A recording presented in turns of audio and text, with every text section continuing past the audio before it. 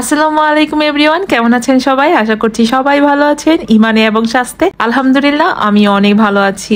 আজকে রান্না করছি বিরিয়ানি কোরবানির গোস্ত দিয়ে। তো খুবই মজা হবে বিরিয়ানিটা আমার মনে হচ্ছে, কারণ আমি অনেক সুন্দর করে মশলা দিয়েছি। আর আমার ভাই অনেক পছন্দ করে আমার হাতের বিরিয়ানিটা, তো বলতেছে যে আমাকে বিরিয়ানি রান্না করার জন্য। তো এখন চলে এসেছি বিরিয়ানি রান্না করতে। তো মাংসটা সুন্দর করে মশলা দিয়ে চুলার মধ্যে বসিয়ে দিয়েছি এখানে। তো মাংসটা হতে থাকুক। আলু তো বানতা হ্যায়, বিরিয়ানিতে আলু ছাড়া চলেই না আমাদের। তো এর জন্য এখানে আমি আলুটা ভেজে নিচ্ছি। আর আলুটা ভেজে দিলে বিরিয়ানিতে খেতে বেশি ভালো লাগে। তো আমি অল্প একটু লবণ আর একটু ফুড কালার দিয়ে ভেজে নিচ্ছি।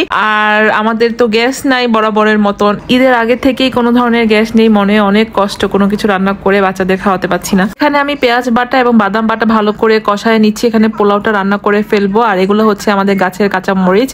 আর এখানে আমি মাংসটা ভালো করে কষায় আলু দিয়ে ফেলছি। মাংসটা সিদ্ধ হয়ে গেছে ভালো মতন।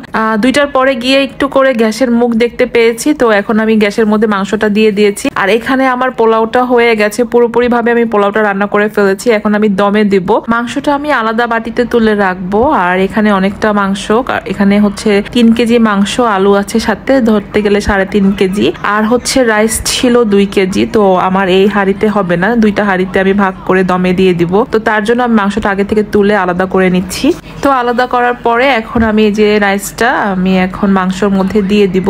তো এক হাতে ভিডিও করছি, এক হাতে বাটতেছি, তো একটু প্রবলেম হচ্ছে। তো আমি একেবারে পোলাওটা মিক্সড করে আপনাদেরকে দেখাচ্ছি। হ্যাঁ, তো আমি পোলাওটা দেওয়ার পরে এখানে একটু ঘি দিয়ে দিচ্ছি। ঘি দেওয়ার পরে আর একটু মাংসের ঝোল দিয়ে আমি এখন এটাকে দমে রেখে দিব। একদম কিছুক্ষণ দমে রাখার পরে পোলাওটাকে এখন ভালো করে নেড়ে চেড়ে আমি মাংসের সাথে মিশিয়ে নিয়েছি। তো অনেকটা টাইম হয়ে গেছে, খাওয়ারও সময় হয়ে গেছে। আর আজকে খুব গরম ছিল। তো আমরা চিন্তা করলাম ডাইনিং টেবিলে বসে খাওয়া যাবে না এত গরমের মধ্যে, তো রুমে চলে যাই, এসি ছেড়ে ঠান্ডা মতন সুন্দর করে সবাই বসে খাওয়া যাবে। তো আব্বু বিরিয়ানি দেখে খুব প্রশংসা করতেছিল আমার, তো আপনাদেরকে একটু শেয়ার করি। কি সুন্দর, কি সুবাস, কি জোশ দিছে। আর হাতে সুন্দর ঝরঝরে সুন্দর মনোমুগ্ধকর বিরিয়ানি পাক করেছে আমার আম্মুটা। মাশাআল্লাহ মাশাআল্লাহ, চমৎকার বিরিয়ানি পাক করছে আমার আম্মুটা। রাখো, ওই যে বিছানায় রাখো, কোনো সমস্যা নেই।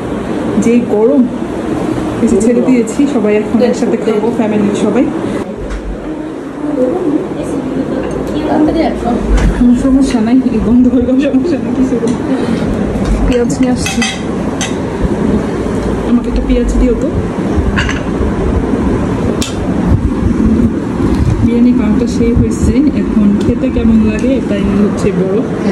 খুবই সুন্দর। কেমন হয়েছে আম্মু? মজা হয়েছে? আব্বু চলে আসো, চলে আসো। বিসমিল্লাহ বলে খাওয়া শুরু করেছি। আর বিরিয়ানিটা খেতে আসলেই খুবই মজা হয়েছে।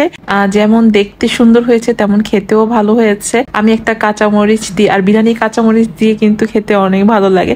তো ভালো করে কাঁচামরিচটা ডলে মেখে তারপরে খাচ্ছি, খুবই মজা লেগেছে বাইটটা। আমার এক টুকরা মাংস দিয়ে আমি একদমই খেতে পারি না, আমার অনেক মাংসের দরকার হয়। 5, 6, 7 টুকরা মাংস না হলে আমার কেন জানি মনে হয় যে আমার খাওয়াই কমপ্লিট হচ্ছে না।